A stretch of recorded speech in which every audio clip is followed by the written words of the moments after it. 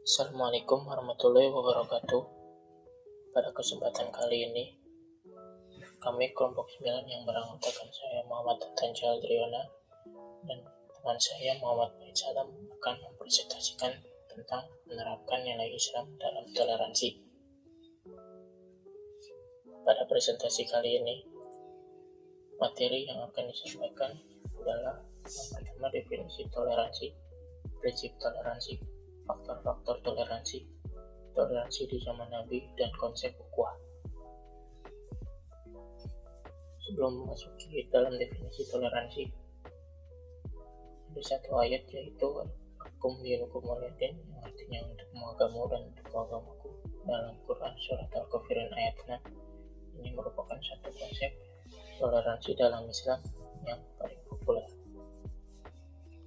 Pengertian toleransi dalam Kamus Bahasa Indonesia, toleransi merupakan kata benda nominal. Toleransi mempunyai beberapa pengertian, yaitu sifat atau sikap toleran. Yang kedua, batas ukur untuk menambah atau pengurangan yang masih diperbolehkan. Yang ketiga, penyimpangan yang masih dapat diterima dalam pengukuran kerja. Bertoleransi merupakan kata kerja, jadi bertoleransi berarti bersikap toleran. Demikian juga halnya dengan kata menoleransi. Kata ini juga merupakan kata kerja yang berarti mendiamkan atau membiarkan. Dalam Kamus Kontemporer Arab Indonesia, kata toleransi berasal dari kata sama'a, yang berarti memberikan, memberi izin, dan memperbolehkan. Jika kata samoha, huruf mimnya berbasis doma, maka diartikan toleran atau murah hati. Kata samhu, huruf mim yang berbasis sukun, pun diartikan sebagai toleransi. Kata ini juga memiliki banyak persamaan, yaitu kaimu, roh, sudur, sama artinya dengan jawadu, yang artinya kelapangan dada yang berlengan murah hati. Kata sama hatun rohabutu sodor, artinya dengan judu karomo, semuanya diartikan sebagai toleransi, kelapangan dada, dan kedermawanan. Adapun kata samahu, sama artinya dengan samahatu, di samping artinya toleransi, kata ini juga mengandung arti izin, legitimasi, lisensi, maaf, keadaan lapang dada, dan kedermawanan. Toleransi berasal dari kata tolere, yang berasal dari bahasa Latin yang berarti dengan sabar membiarkan sesuatu. Jadi, pengertian toleransi secara luas adalah suatu sikap atau perilaku manusia yang tidak menyimpang dari aturan, di mana seseorang menghargai aturan atau menghormati setiap tindakan yang orang lain lakukan. Dalam Kamus Bahasa Inggris, makna toleransi adalah to endure without protest, yang artinya menahan perasaan tanpa protes. Toleransi atau as-samaha dalam syaraf adalah konsep modern yang menggambarkan sikap saling menghormati dan saling bekerja sama di antara kelompok masyarakat yang berbeda-beda, baik secara etnis, bahasa, budaya, politik, maupun agama. Oleh karena itu, toleransi merupakan konsep yang bagus dan mulia sepenuhnya, yang menjadi bagian organik dari ajaran agama-agama termasuk agama Islam. Konsep toleransi atau sesama dalam pandangan Islam mengandung konsep rahmatul lil alamin. Rahmatul lil alamin berarti kasih sayang bagi semesta alam. Maka yang dimaksud dengan Islam rahmatul lil alamin adalah Islam yang keadaannya di tengah kehidupan masyarakat mampu mewujudkan kedamaian dan kasih sayang bagi manusia maupun alam. Dalam konteks toleransi antar umat beragama, Islam memiliki konsep yang jelas. Tidak ada paksaan dalam agama, bagi kalian agama kalian dan bagi agama kami. Adalah contoh populer dari toleransi dalam Islam. Dalam konteks pergaulan antar umat beragama, Islam memandang bahwa sikap menghargai, tidak menghormati, bahkan melecehkan penganut agama lain, termasuk penghinaan dalam simbol-simbol agama mereka, dianggap sebagai bentuk penghinaan terhadap Allah Subhanahu wa Ta'ala. sebagaimana yang tercantum dalam firman Allah Quran Surat Al-An'am ayat 108 sebagai berikut. Dan janganlah kamu memaki sesembahan-sembahan yang mereka sembah selain Allah, karena mereka nanti akan memaki Allah dengan melampaui batas tanpa pengetahuan. Demikianlah kami kan setiap umat menganggap baik pekerjaan mereka, kemudian kepada Tuhan mereka lah mereka kembali. Lalu Dia memberitakan kepada mereka apa yang dahulu mereka kerjakan. Prinsip-prinsip toleransi. Toleransi Islam menurut Qadarwi berakar pada 4 prinsip. Yang pertama adalah pluralitas al-ta'adudiyah. Keragaman sejatinya merupakan watak alam dan bagian dari sunnatullah. Orang Muslim, kata Qadarwi, meyakini keesaan Allah Al-Khaliq dan keberagaman ciptaannya. Dalam keragaman itu, kita disuruh saling mengenal dan menghargai.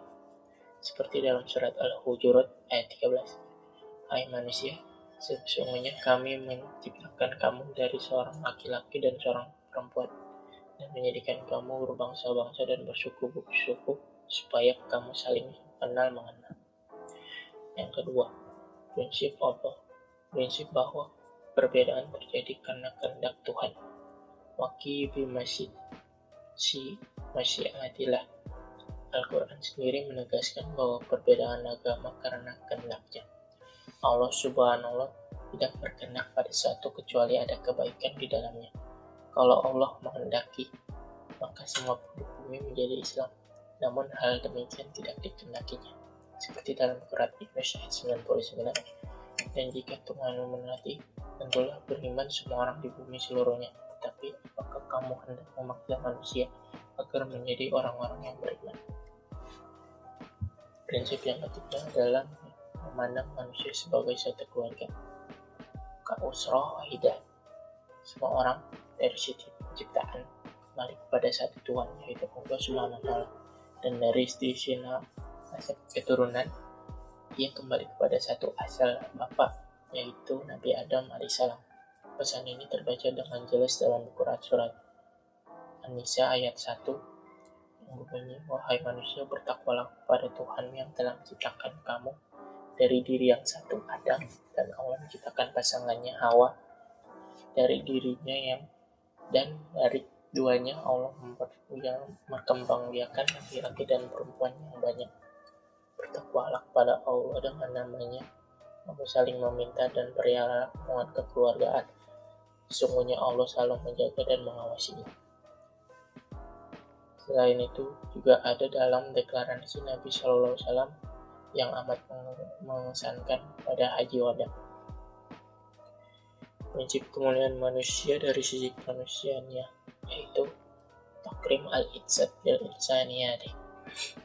Manusia adalah makhluk tertinggi ciptaan Allah, dimuliakan dinabikan atas makhluk lain, seperti yang dijelaskan dalam surat Al-Isra ayat 70. Dan sungguh kami telah memuliakan anak cucu Adam, dan kami angkut mereka dari darat dan di laut, dan kami memberi mereka rezeki dari yang baik-baik, dan kami lebihkan mereka di atas banyak makhluk yang kami ciptakan dengan kelebihan sempurna. Selain itu, manusia juga dinobatkan sebagai khalifah seperti dalam surat Al-Baqarah ayat 30. Dan ingatlah ketika Tuhan berfirman pada malaikat, aku hendak menjadikan khalifah di bumi. Mereka berkata, apakah kau hendak menjadikan orang yang merusak dan menumpahkan darah di sana, sedangkan kami bertasbih memujimu dan menyucikan namamu? Dia berfirman, sungguh aku mengetahui apa yang kamu tidak ketahui.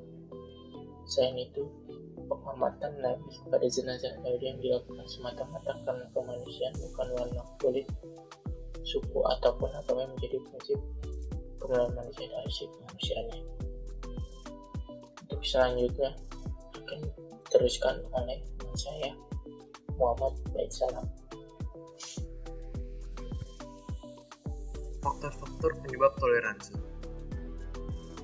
Yusuf Qaradawi dalam bukunya Ghair al-Muslim fil Mujtama menyebutkan ada 4 faktor utama yang menyebabkan toleransi yang unik selalu mendominasi perilaku umat Islam terhadap non-Muslim, yaitu Yang pertama, keyakinan bahwa manusia itu hakikat penciptaannya merupakan makhluk paling mulia dari makhluk lain, apapun agamanya, kebangsaannya, dan rasnya. Kedua, adanya perbedaan bahwa manusia dalam agama dan keyakinan merupakan realitas yang dikehendaki Allah Subhanahu wa taala yang telah memberi mereka kebebasan untuk memilih iman dan kufur. Yang ketiga, seorang muslim tidak dituntut untuk mengadili kekafiran seorang non-muslim atau menghakimi kafir dan musyriknya orang lain. Hanya Allah SWT yang akan menghakiminya nanti di akhirat. Dan yang keempat, keyakinan bahwa Allah SWT memerintahkan untuk berbuat adil dan mengajak kepada budi pekerti yang baik. Meskipun kepada orang musyrik sekalipun, Allah SWT juga mencela perbuatan zalim meskipun terhadap kafir. Toleransi di zaman Nabi. Pertama, menghormati jenazah Yahudi. Suatu ketika, kami para sahabat Nabi dilalui oleh sebuah keranda jenazah, kemudian Rasulullah pun berdiri saat keranda itu melewati kami. Dan kami pun ikut berdiri seperti yang beliau lakukan. Rasul itu kan jenazahnya orang Yahudi, mengapa kita harus berdiri? Tanya para sahabat pada Rasulullah. Kematian itu sangat menakutkan, karena itu apabila kalian melihat jenazah, apapun agamanya yang sedang lewat, berdirilah sejenak agar kalian ingat mati. Jawab Rasulullah pada sahabatnya. Kedua, mengucapkan salam kepada non-muslim.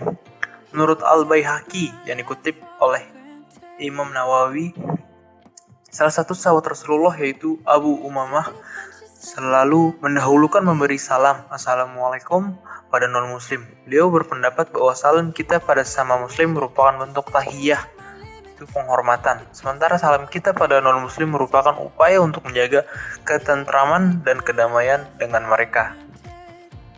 Ketiga, bersedekah kepada non-muslim. Bersedekah. Dalam suatu riwayat dari Amir bin Syu'aib dari ayahnya, ia berkata, "Aku menyembelih kambing untuk Ibnu Umar dan keluarganya." Ibnu Umar berkata, "Apakah engkau sudah hadiahkan kambing ini juga kepada tetangga kita yang Yahudi itu?" Mereka berkata, "Belum."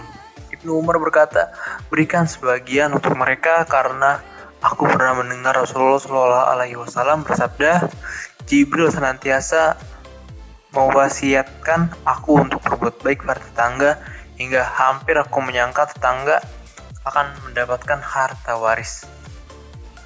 Hadis riwayat Tirmizi 1943 disahihkan oleh Syekh Muqbil bin Hadi Al-Wadi'il dalam Sahih Al-Musnad 797. Dari riwayat di atas dapat disimpulkan bahwasannya sedekah kepada non-muslim itu tidak haram dan diperbolehkan. Hal ini tentu menunjukkan bahwa sikap toleransi itu kuat maknanya karena dari ajaran Islam itu sendiri menyuruhkan untuk tidak memusuhi setiap manusia tanpa alasan dan memperlakukannya sama. Adapun setiap pengadilan, Allah lah yang akan menentukannya.